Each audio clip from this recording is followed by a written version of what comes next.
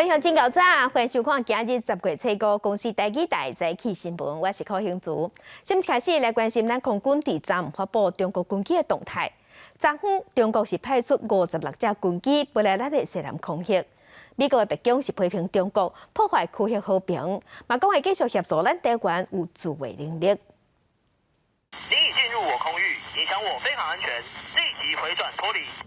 中共军机扰乱台湾的数量，10月以来一直创新高。根据国防部公布的资料，10月随时总共56台强机侵扰台湾西南防空识别区，是国防部自去年9月17开始公布强机动态以来数量上多。美国白宫发言人沙奇批评中国安尼施做，破坏区域和平稳定。Well, we remain concerned by the People's Republic of China's provocative military activity near Taiwan, which is destabilizing, risks miscalculations, and undermines regional peace and stability. We urge Beijing to cease its military, diplomatic, and economic pressure and coercion against Taiwan, and we have an abiding interest in peace and stability across the Taiwan Strait. That's why we will continue to assist Taiwan in maintaining a sufficient self-defense capability. 美国国务院发言人普莱斯先伫初三发声明，批评北京破坏区域和平稳定。随时伫咧媒体电话简报内面，也代表美国方面强烈希望北京停止胁迫台湾。比过去只跟人讲希望，这边的讲法比过去态度较强硬。50尺，飞行员带杆，战机出兵。国军汉光37号演习，战机伫咧屏东的嘉东战备道顺利起降，完成全台湾5条战备道验证。验过目前战备道除了嘉东是省道，花坛面向满道连德是高速公路，为了要避免西部的机场被中共导弹攻击，无法度起降。国防部拍算去花东战备道，也得到交通部的支持。就是说，现在事实上在我们的高速公路跟省道上，现在应该有5条嘛，如果在东部，我们会支持。受到敌人的攻击，我们如何用现有的战备道来让我们的整个气象更有效能？我想我们都已经列入我们的整个战备的考量当中了。花东战备道按算要起的地点是大高山省道关山地上大，这条路正直，两边拢是稻仔田，不过也是爱甲地方沟通，目前也搁伫咧规划。专家讲，台湾西半部受中国导弹的威胁，东部正式战备道伫战时加一个选择，有利战力的保存，也当利用中央山脉做暗号，阻挡强军的攻击。记者综合报道。来关心外交部委托厂商做双十节宣传影片，这厂商所摕瑞士的山头当作是咱的玉山岛画面，放伫内底，是红美甲臭头。台北市议员游淑慧即马是积极讲，出包的这间厂商才拄成立无偌久，就几若摆摕到外交部的标案，而且外交部拢是用限制性招标。外交部是不会讲限制性招标是讲爱有做影片的能力，毋是指定厂商的意思，一切规定拢合法。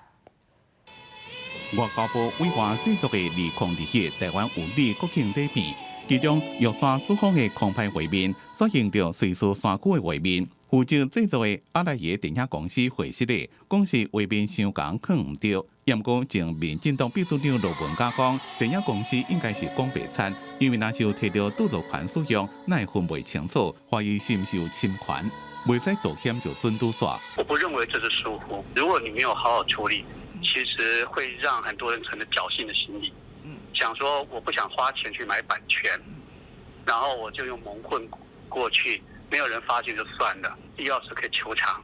那类似的导演或者单位应该是永不录用。那材料的来源有记录，阿拉耶电影公司2018年10月初6才设立登记，迄当阵就正紧争取到外交部双手园影片的制作。2019年的时候，刚好外交部有一个案子，就是这个双向园，然后那时候我就决定创这间公司，叫阿拉耶电影有限公司，然后就去争取这个案子双向园。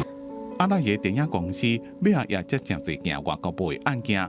台北市议员游淑慧质疑国庆底片案件是采取限制性招标，毋是公开招标。那这你相信阿拉耶电影公司哪个出包？如果外交部这么了解阿拉耶的这个能力，认为它是有特殊的水准，所以要用限制性招标的话，那今天所出的所有的包，是不是外交部就要负全责？外交部澄清讲，经过公开评选的限制性招标，是讲有制作专业影音能力的制片厂商拢会当投标。案件是上网公告开放投标，毋是大家所讲的特定厂商承包招标，甲一般的限制性招标无同。所谓经过公开的这个限制性招标的意思，就是说我们欢迎所有的承办专业影音能力的制片厂商都可以来投标。那这个我们这案子当然是上网公开来开放投标而不是所谓的我们去指定一个特定厂商来承包这个标案。外交部强调，招标的规定一切拢是公开透明，程序也拢合法，会依照合约的条款追究相关责任。对国营影片发生疏失，除了前期的检讨，未来也研究制作影片品质的审查机制。记者综合报道。再来关心天气，今仔日东半部、基隆北海岸、高恒春半岛、大台北山区有局部地震准雨。做伙来看云图。伫今仔日甲明仔载2天是透偏东风，会带来水汽。伫这方面的北海岸也有东半部不时拢有局部地震雨。相方面的西半部是好天烧热的天气，高温有35度至36度。伫新竹县市、金门、苗栗湿度，高温的黄色的灯号。另外，拜四到拜六，同款是透偏东风，因为水汽会变搁较高，所以伫这方面的东半部雨就搁较粗。若南海的热带扰动，这2天是有机会变做热带性低气压，拜四嘛有机会会变风台。若伫菲律宾东边的海面上嘛有热带扰动，同款有机会会变做风台。若对咱台湾敢有影响，爱搁观察。来关心，阁有病院发生注意风下突锤代志。这是台中大理的仁爱病院替44个西药剂的患者注第2档 AZ 预防下，结果是注无够额，病院有承认错误，嘛已经予当地卫生局停权处分。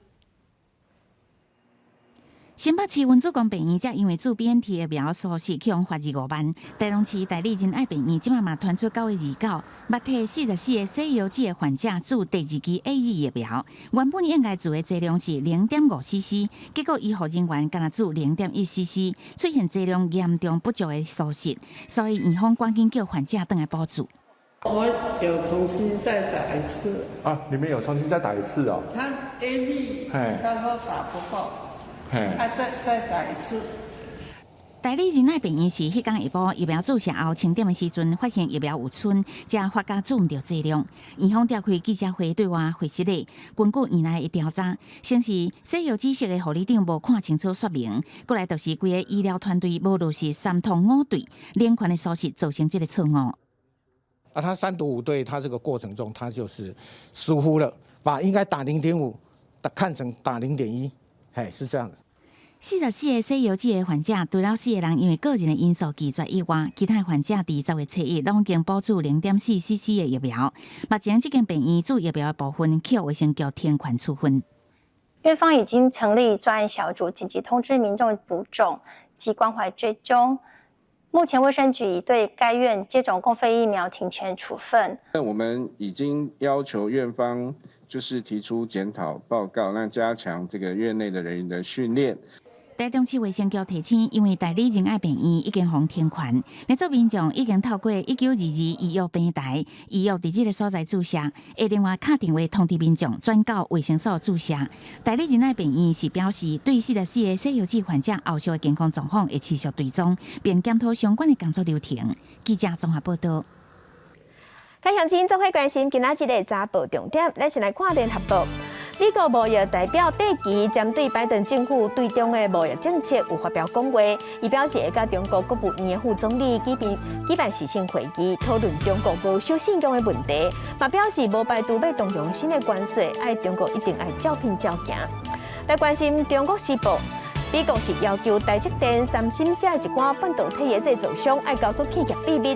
日本是质疑讲这是违反营业秘密法，要求经济部长王美花态度就要大方的，应该去向美国的 Intel 讨因的商业机密，也毋过王美花拒绝。来关心自由时报，所谓5倍券从9月2日会当开放把所谓券了后，各部会刷落来，拢有继续推出好康，会当开放登记，再来抽头啊！若准讲民众资料写唔对，去要安怎？经济部是表示讲，政府会开放时间来修改，打算伫10月初6下晡1点到10月初8拢会使去5倍券的官方网站修改。关心疫情，咱国内10府同款无本土病例，也共有5个大病入境，甲1个死亡的个案。疫情指挥中心是表示讲，预计今届会延长到10月18，也阁会放另一寡规定，亲像是 KTV 这5、6场所已经带条件开放啊。若伫餐厅现食，会使唔免用假饭，嘛唔免浪费坐，也毋过8大行业同款是暂停营业。另外，咱国内即马是新增加一个，亲像是 BNT 预防下注射死亡的个案，是一个48岁的查甫人。全台拢咧做新冠疫苗，啊，毋过却传出国内第一例做 BNT 疫苗了后死亡通报的案例。个案是48岁男性，顶个月2做 BNT 疫苗了后转去，并无任何状况，啊，毋过隔天出现头壳痛、手骨酸痛。10月初之透早开始胸坎仔痛，全身流凊汗，先紧急送医急救，医院死亡。另外 AZ 疫苗新增加3例死亡，莫德纳增加4例死亡。指挥中心表示，死因由检察官甲法医调查当中，考虑国内疫情已经缓和，而且稳定控制。指挥中心宣布为10月初5到18。维持疫情警戒第2级，啊，毋过有条件开放部分5、6场所，比如电子游戏场所，顾客限1人1机，佮禁止食物件，逐工爱2摆环境甲机台清消。MTV、KTV 只开放啉水甲非酒精性饮料，除了啉水以外，爱专程挂喙罨、导游、麻将收饭馆等，邮具甲桌面爱清消过，才能互下一组人客使用。建议顾客爱挂手笼。除了这个短暂的饮水饮料之外，全程都要戴口罩。那就是你拿麦克风，在唱歌的时候都是要全程戴口罩。也要适度调整宗教场所甲宗教集会活动的防疫管制，开放专程坐车进香团类活动。啊，毋过，市境游行甲行路进香活动依然无被开放。大时阵，每色上侪4个人，伫国家公园部分停车场数量应开放到8成，生态保护区应开放申请进入。山岳大人由原本1/3调整到1/2，啊，毋过歌厅、舞厅、夜总会、酒店等8大场所依然是无开放。记者综合报道。疫情稳定，防疫措施豆豆放令，刷出来双北拢有马拉松的比赛。因为即摆疫情转好啊，所以嘛同意讲，若总有做过预防下，也是有体检阴性的报告，选手咧走马拉松的时，拢会使唔免挂喙罨。另外，对今日开始，嘛带条件开放 KTV 会使开门做生意。新北市即摆是要求业者爱先提出申请，台北市是要求业者爱做好实联制。今年全台湾头一场正式举办的马拉松比赛，列岛火烧岛马拉松，初3透早开始走，所来台北马拉松伫要伫12月举行。因应本土疫情转好，台北市政府同意参加人伫过程中喙罨会当摕落来，啊，毋过爱有以下条件之一，像讲捌做过1剂疫苗14天以上，也是捌感染到治疗后的证明，也是提出最近3天来的阴性证明。有的人跑到终点，他还这个整个呼吸等等还很顺畅，有的人可能已经需要给他好好的喘一喘气哈，所以我觉得我们用尽快来协助他把口罩戴上。新北市11月2日原来有万金石马拉松比赛，新北市政府讲，参加马拉松必须爱提出3选1的证明，除了路跑以外，起点甲终点的时阵，喙罨也是爱挂起来。中央为初5开始放松户外的防疫限制。民众若是爬山，也是去海边啊游泳耍水，会当唔免挂喙罨。起来先挂吼，口罩先戴面，戴面作用就有差，啊，等下就长去安那吼，所以咧开用以后，免再割掉咧吼，较方便啦。会错身而过嘛，你很难保持距离啊。对，尤其礼拜6、礼拜天人又更多。初5开始，中央原来有条件开放，亲像 KTV 等部分休闲娱乐场所。新北市加中央同步，副市长刘浩然是讲，新北市境内有359间业者符合资格，会当提出申请。只要中央的公告或是相关的公文书一送到地方县市政府来，我们原则上以1个工作天的这个行政时间，就要立即对我们这个市内的业者进行公告。每一个包厢要有它确实的实名制或实联制。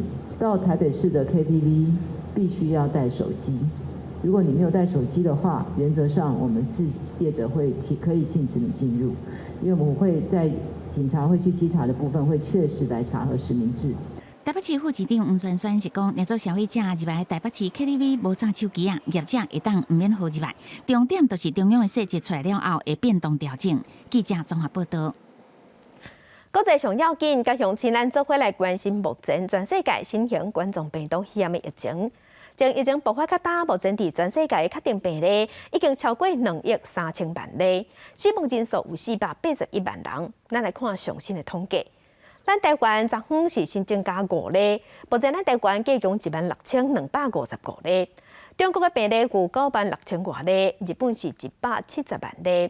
目前全世界病例数上侪国家前3名是美国、印度甲巴西。美国是超过4400万例，印度超过3300万例，巴西超过2100万例。欧洲的国家英国超过793万例，法国是超过712万例。来关心社群媒体 Facebook、Instagram 跟 WhatsApp 对站11点就袂顶袂当，受载用户伫亚洲、欧洲、美洲真侪所在拢有。面册股票介绍嘛，因为安尼落超过5.5%，目前已经好啊，已经恢复正常啊。你敢无收到我单传互你的信息？咱等一日约会敢抑阁准算。照在 FB、IG 加 WhatsApp 的用户，无论是伫咧开讲、安排行程、看信息时阵，突然间各种看不到信息。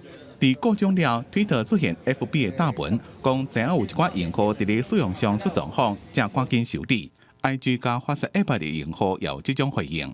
I'm always on that app, so it sucks. It's the worst. It hasn't affected me at all because I don't use any Facebook or Instagram or any of those social media. A lot of people get addicted to it. 根据监测网络状况的网站，当 detector 的资料 ，FB 差不多各种1点钟拢无法度入去 ，IG 加 WhatsApp 会当看旧的网页，也过无法度打文或者是传信息。专家讲有可能是网页名称系统 DNS 各种。伊是甲人看有的网页名称，真正机器看 IP。I am cautious to assign any kind of malicious activity to these things. It turns out that there was an internal slip up that caused the outage. The DNS service that Facebook operates in order to translate things like Facebook.com to a numeric sequence that a computer can go and治安专家讲，有一寡公司伫咧经营网络配置时阵，也会出现故障。今年6月，美国云端运算服务商 Fastly 就出现这种情形，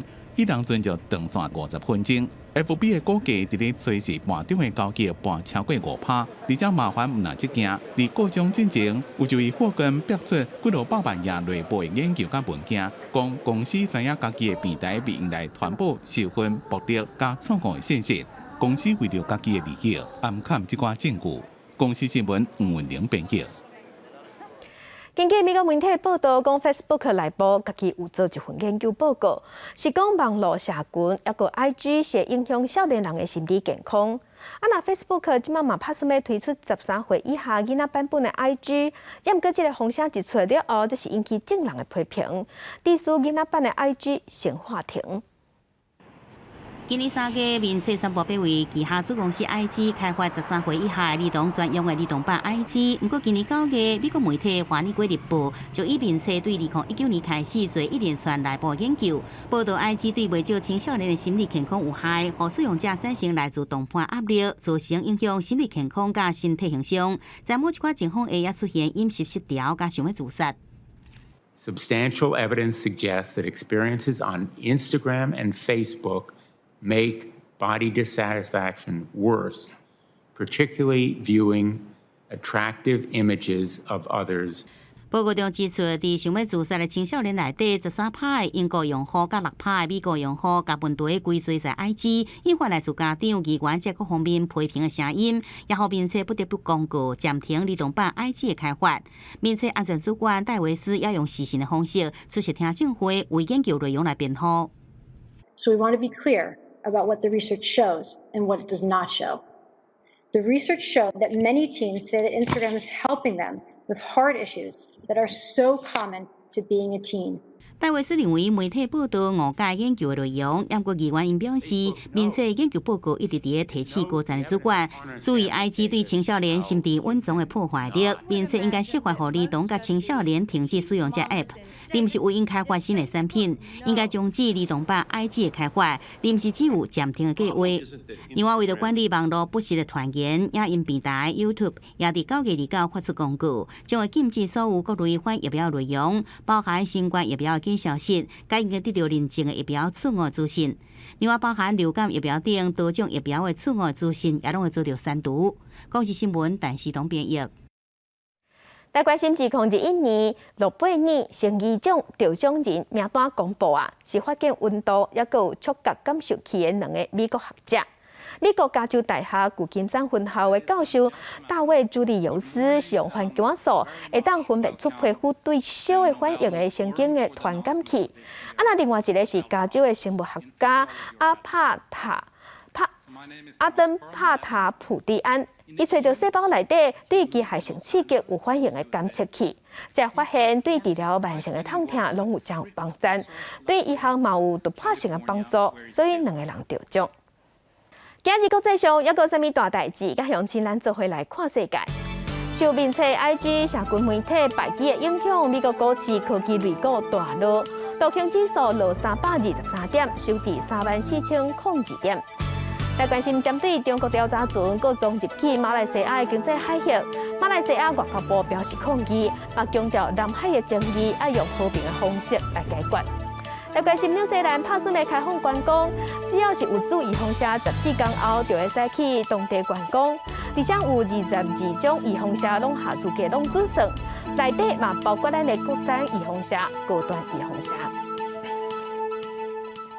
镜头搁转来咱国内来关心，有一个64岁的外包清洁人员，伊伫艋舺龙山市的捷运站共摒扫。伫5月份的时，当地是爆发本土疫情，伊嘛去挖着。不过因为公司无认定挖着血验算是职业灾害，所以伊无摕到补偿。劳动局即马是表示讲，准讲公司唔处理，伊嘛使家己送件去劳动局。那即马劳动部嘛打算要甲挖着血验列作职业灾害，上紧伫10月中就会对外公告。从5月份本土疫情爆发以来，有几个大众运输的清洁人员去挖着新冠肺炎，其中一个64岁外包的清洁人员，伫疫情的重点区域台北捷运龙山市站伫服务。迄当中有一个疑似确诊的个案，伫捷运站内底停留，造成包括清洁人员、还有站务人员、甲保全等5个人染病。这个清洁人员确诊了后，是几啊届病情真危险，因查某囝家到申请职业灾害，不过因为因公司无认为讲这是职业灾害，一直到9月底伊过身进前，申请职业灾害是4假碰壁。劳保局表示，若是公司拒绝伫申请书顶悬等因啊，也是会当提供证明的资料，家己送件来申请。不过目前是还未收到这个清洁人员的申请。除了要减负这个申请书及诊断书，只要续明他的工作内容、拟病的原因跟经过，并且提供相关的佐证资料，感染源不明确，劳保局也会向卫福部的疾管署或各级卫生主管机关洽调相关的意料。劳保局强调讲，只要提出申请，劳保局会以职权启动行政调查，袂影响被保险人的权利，慢慢家己去证明感染源。根据劳保局的统计，为去年1月份到今年9月份，因为确诊新冠肺炎，请领职业灾害给付的有83件，内底以医护人员36件上侪。劳动部嘛按算甲 COVID-19 列作是职业病，会当减少劳工基层的困难。SARS 在等于说那一波疫情结束之后啦。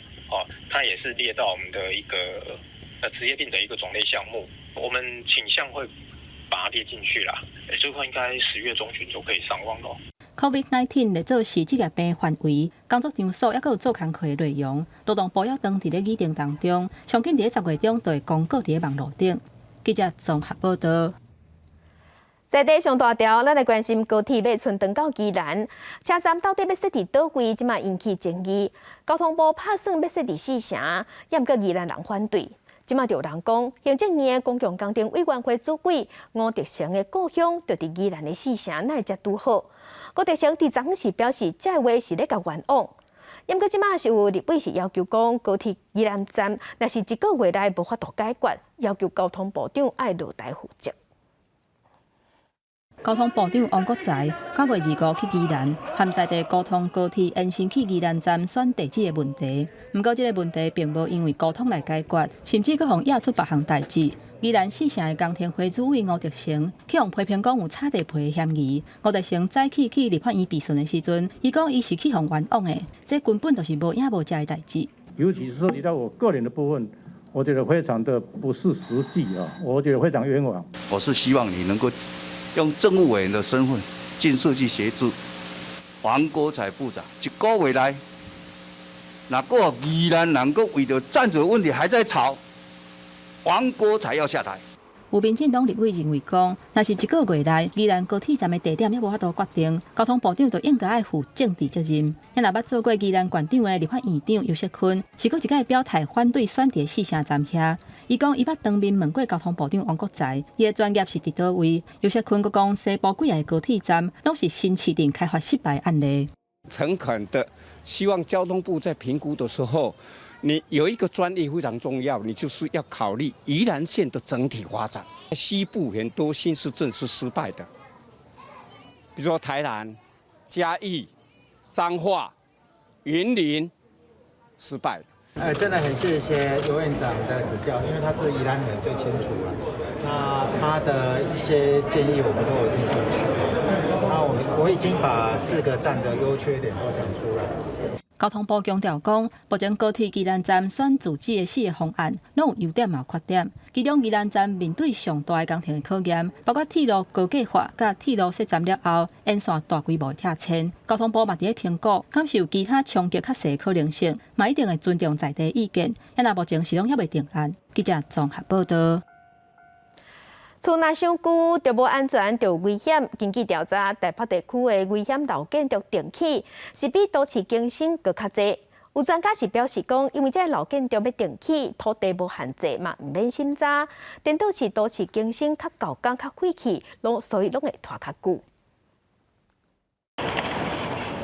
一寡建筑废弃无怪手长伫整理。台北市敦化北路中村路口一块原本是砖路大楼，已经拆除完成。即马透过危险老旧建筑条例准备改建。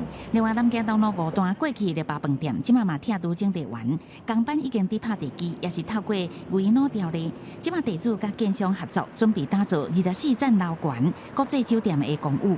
看都更条例改建一个等都是10多年，有人甚至超过40年。因为爱等遮久，为咗老旧公寓的住户，最后选择放弃。那时候有办过，就是前后栋要整合起来做都更，所以而且我们还要待8年到10年的时间，速度很慢。4年前，大台北地区都更推案量是1035亿，也不过维诺条例实施了后，4年来一直成长。根据驻点杂志的调查，今年截至9月15，大台北都更推案量是852亿，维诺推案量是冲关到854亿，那超过去年全年，高超过都更的推案量。围绕它，如果屋主愿意等的话，它这个价格至少一定是涨幅50%以上。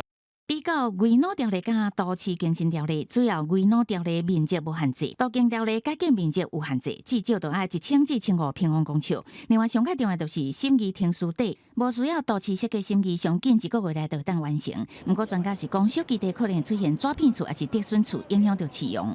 因为围绕它的基地普遍的比较小，又因为有容积奖励的关系，可以盖比较高的楼层，所以它盖好的新建物，很多新建物都出现那种竹笋屋或者纸片屋、薄片屋的一个状况。不过，危险老旧建筑因为用着奖励面卡、天数简单的优势，准公需要100%，所有权人同意，也是出现排钱多建的效应，变作是老旧重建新的选择。记者综合报道。中华职棒统一赛球员杨家伟昨昏伫台南啉烧酒赛车降烧浓，职棒大联盟虽发表声明表示无法度温存这个代志，所以直接开除。另外，伫屏东嘛有消防队员啉烧酒赛车，互抓到，不过伊无愿意酒测，所以罚18万，而且阁爱记2支小告。白色轿车驶伫台南永康福国路甲福兴路交界所在，好亲像无保持安全距离，对撞头前的货车。驾驶是职棒统一赛队的球员杨家辉，酒测达1.03，比以上罚班。已超过标准值0.25哈。那另外自小客货车驾驶酒测值为0啊。统西去年6月要求员就后开车，中华一帮大联名，佮互人讲处罚伤过轻，伫修法。联名发声明表示，会以修改了后的新制规定来处罚。杨家伟强行禁赛70场，罚款48万以上，甚至被开除。毋过球队先处罚认定伊开车肇事，就测了后超标真济，违反球队规章甲选手契约精神，该开除。为什么要酒驾？可以讲一下吗？杨家辉面对提问无讲话，民党引导消防分队由现任的消防员初三暗时因为骑车摇来喊去，互警方查落来，暗过以固执酒测，先被罚18万。驾驶人拒绝酒测，并向知情员警表示系公务员身份，请求员警放他一马。警方表示，公务员甲一般人规范共款，固执酒测除了罚18万，也吊销执照3年来未当考照。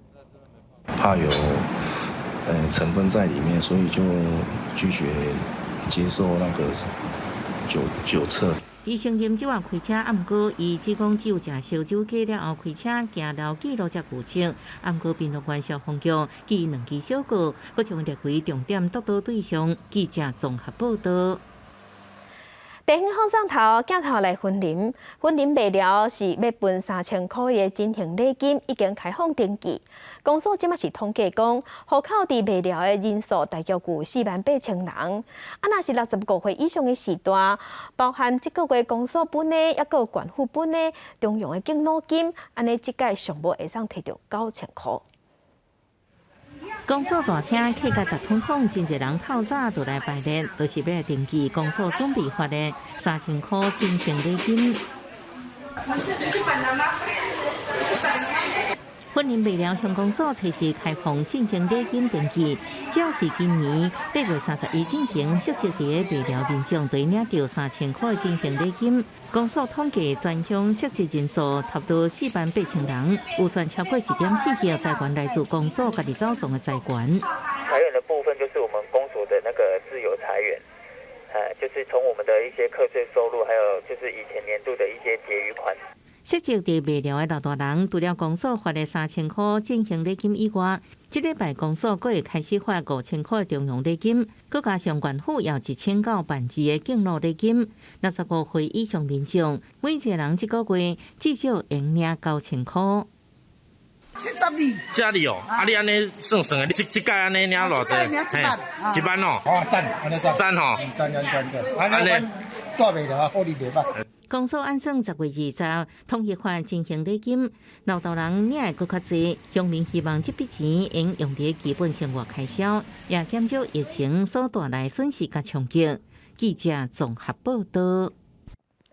南投德山的延正社区举办文化旅游，带游客满地做茶，体验茶农的生活，希望要推广在地农业，嘛要让游客认捌茶米的文化。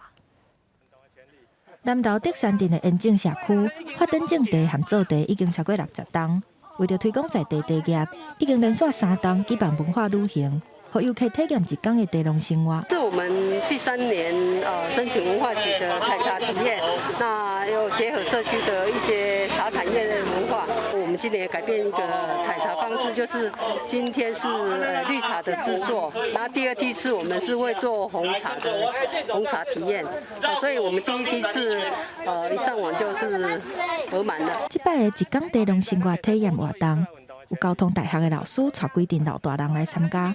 大家踮茶园来办茶叶，也是坐到附近的茶厂体验做茶。阿嬷说，她已经几10年没有再采过茶了，今天能够再有机会在社区里有这样子的体验，其实是非常难得的。这几年办下来，就是有点知名度，所以陆续我们还会办理我们一些活动，多方的知名度打开之后，很多不管是社团啊，或者其他市政单位都会来参与。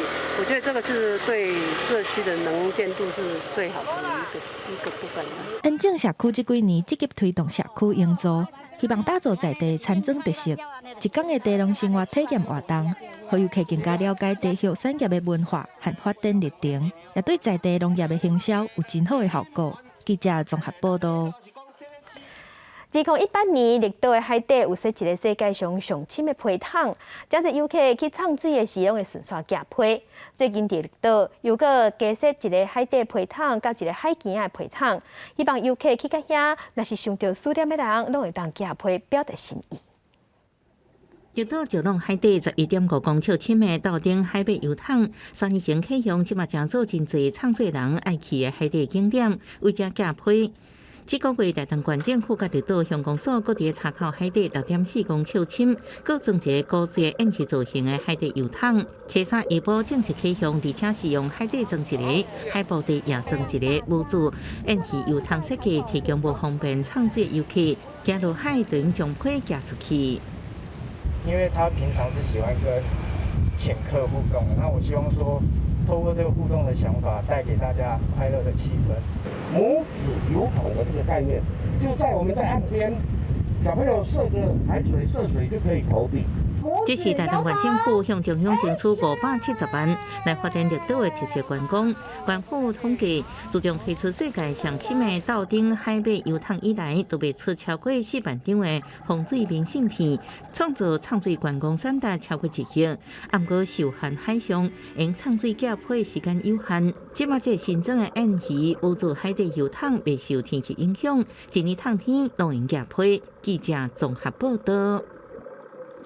面向国际，宣传台湾公共电视伫 YouTube 有推出 PTS World Taiwan 的频道，内底有公司家己的节目甲戏剧用专业英语来小解咱台湾。2、1，请启动。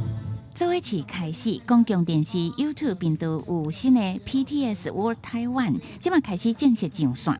初期已经放超过100点钟的纪录片、新闻，也甲囡仔的节目多元节目。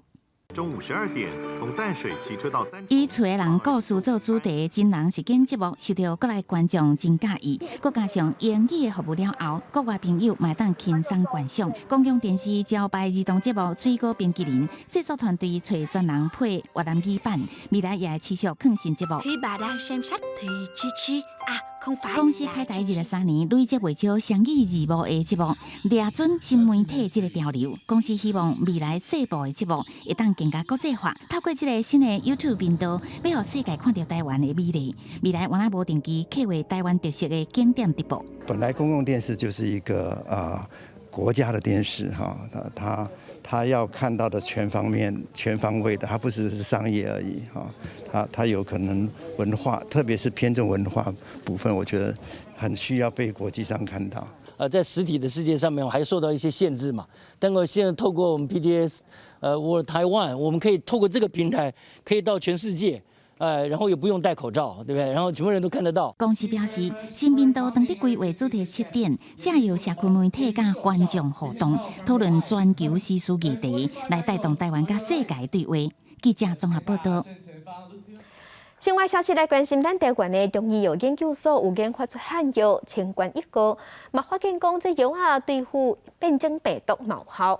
所以伫今年5月份的时，疫情较食力的时，阁有做出清冠2号，针对重症的病人细胞纤维化这问题有真好的改善，嘛互死亡率减一半。由板蓝根草素草等10种中药材组成的中药复方清冠1号，去年由国家中医药研究所甲真济间病院临床试验成功治疗21个新冠肺炎患者。今年5月，佮通过国内紧急使用授权，稳准专案许可制作。上新的研究发现，清冠1号不只是对抗原始武汉株有效，对抗南非株、贝塔甲印度德尔塔变异株效果更较好。银花、连翘啊、板蓝根之类的，它清热解毒的效果都非常的好。刚刚进入咽喉的病毒都有一个很好的保护效果。国家中医药研究所表示，研发出清冠2号，有效改善重症患者细胞纤维化等后遗症，初步临床发现死亡率下降5成。研究团队表示，目前国内授权8间 GMP 中药厂制造清冠1号，未来会以摕到正式药证为目标。另外，清冠2号的新配方甲临床试验者数据，按算伫10月之日，伫国家中医药研究所的研讨会顶悬发表。记者综合报道。伫今年7月份，台东获得一只台湾乌熊，经过照顾了后，甲野放，当已经满1冬。林务局是用纪录片方式，即马对外公开野放的过程，还佫要互民众了解保育甲动物救援的重要性。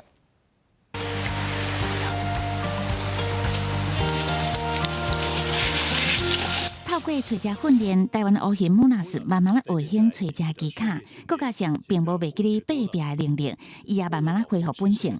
去年7月，姆纳斯伫台东公园部落峰发现，经过林务局台东林管处这单位的努力，透过10个月照顾甲训练，专家评估了后认为会当野放，就放伊重新登记森林。照养的过程当中，我们有监控它的健康状态啊，然后对于它的野化训练，然后甚至帮它做一些陌生人的趋避训练，让它回到野外的时候是不会跟人是亲近的，是有好，就是不会有太亲密的连结在。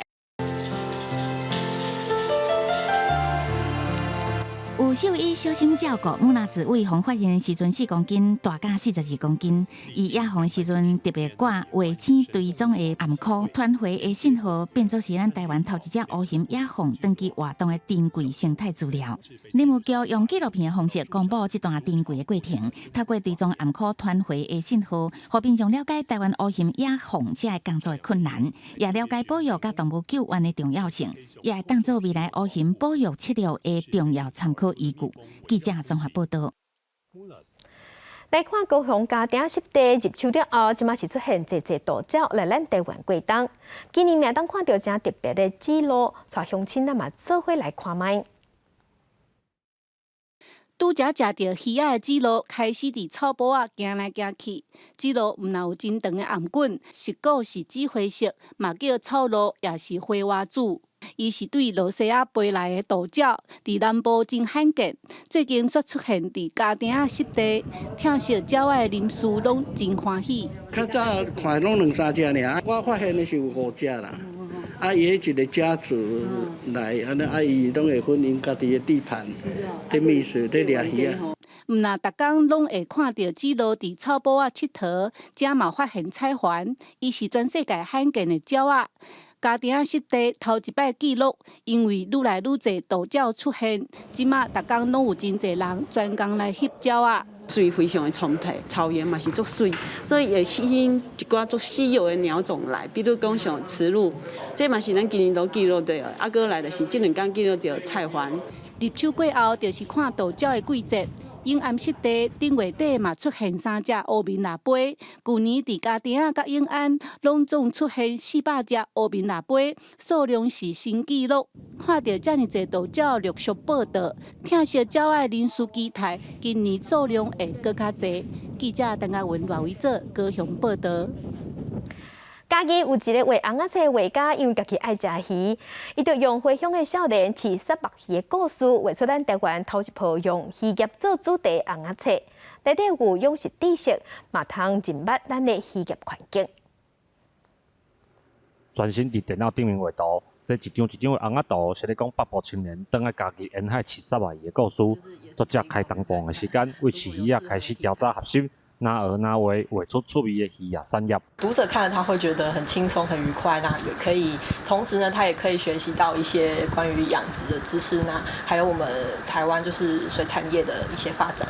因为爱食鱼仔，才想要来画鱼仔的故事，但是想要了解这个环境，敢若爱食鱼仔阁无够，所以定定来到东石甲布袋访问渔民，想要把鱼仔拄到的问题甲知识完整画出来，变成办法去把它展现出来，会让年轻人比较想要去做这件事情，或者在学习的上面会变得比较简单。作者表示，故事虽然是家己想出来的，但是册内底养殖的知识拢有向渔民一项一项来请教，希望这套红仔册会当互人了解渔业的实际情况，嘛会当重视产地对食品安全的重要性。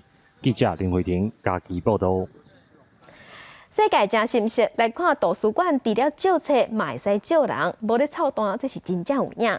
这是丹麦首都哥本哈根有一个人类的图书馆，会使借无共图、无共背景的人，甲你面对面开讲，透过别人的生命故事，互你开眼界。伫咧丹麦首都哥本哈根路边的豪华咖啡座，有真侪人伫咧开讲。不过这唔是咖啡店，是一间人类图书馆。The Human Library is your chance to discover diversity from your own community or maybe even potentially from around the world, and challenge your unconscious bias. 人类图书馆就是把人当作主管官，才遐互你照。这个概念上早是源自北欧的丹麦。总办人讲，每一个人的经验拢敢若是一本书会当去读。Reading truly is a conversation.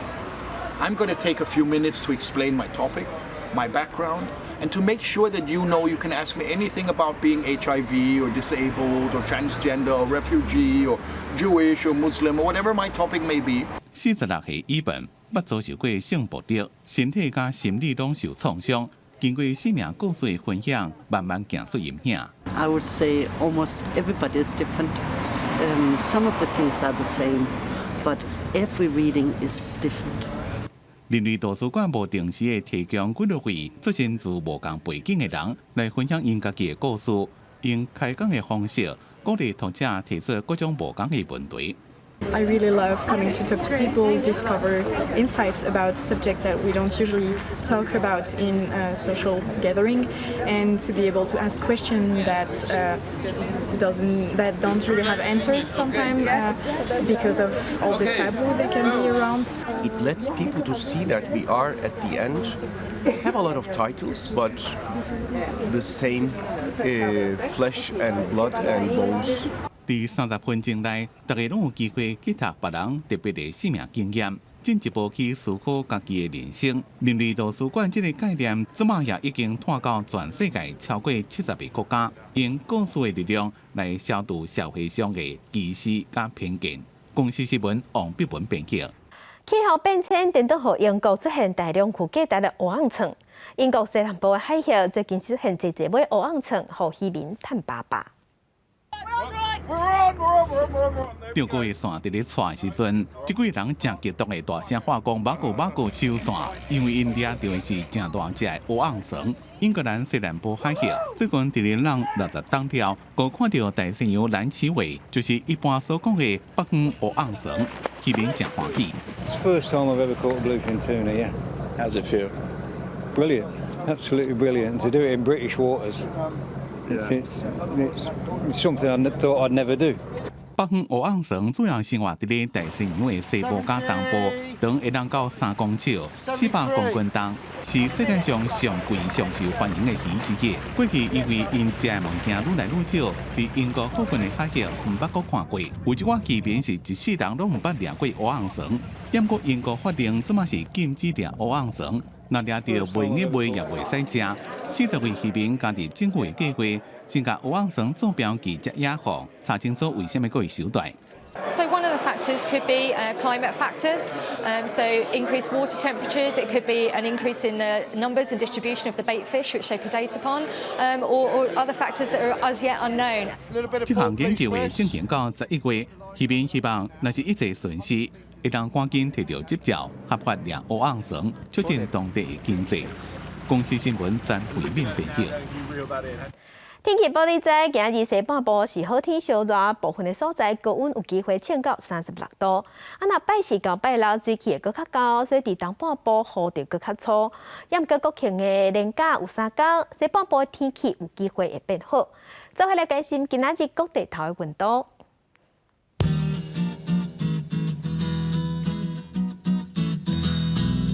北部的温度上加26度，上悬35度。